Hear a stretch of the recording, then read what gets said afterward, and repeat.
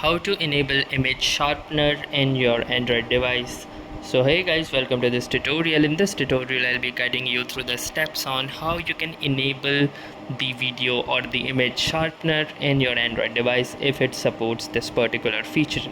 So in some of the Android devices out there, this feature is explicitly present inside the settings of your Android device, and you can check that by going to the settings of your Android phone, and then you will need to scroll down and find this option that says display and brightness. So simply click onto display and brightness option and then scroll down until you will find this option that says image sharpener. So currently, as I'm using a OnePlus device, this comes under the video enhancement engine options.